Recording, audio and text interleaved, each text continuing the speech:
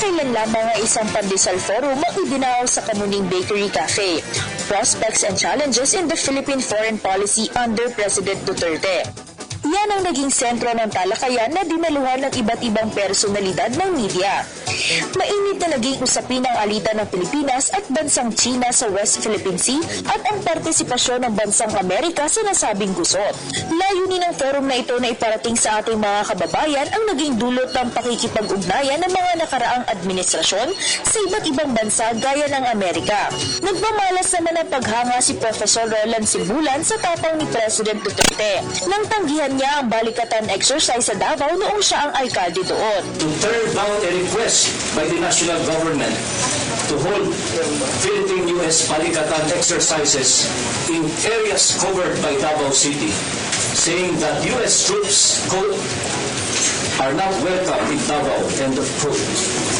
Duterte then said that, and I quote again, the U.S. military will only invite magnets of attacks, end of quote, on our nation by enemies of the United States.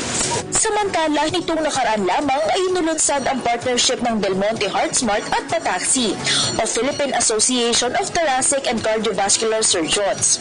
It's really alarming for us that we're already 50% or 1 out of 2 Filipinos have a problem in terms of we're already 50% or 1 out of 2 Filipinos have a problem in terms of high cholesterol, and because we want to help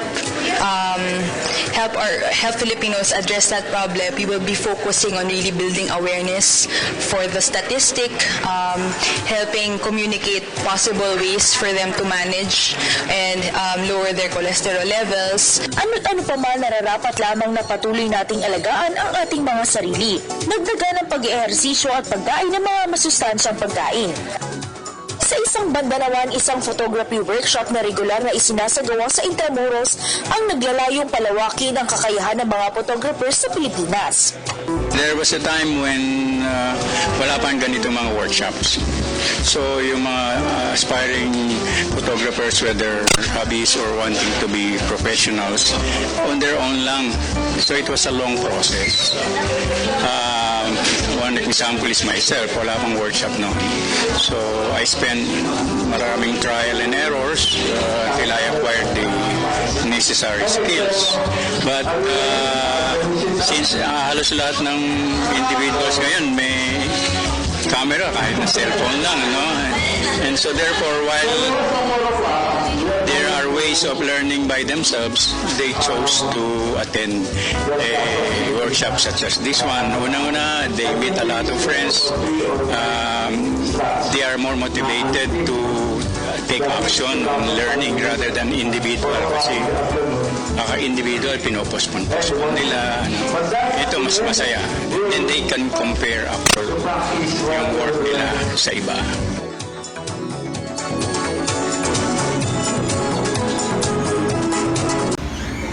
Ako po si Cathy San Gabriel. Subscribe na sa PTV YouTube channel.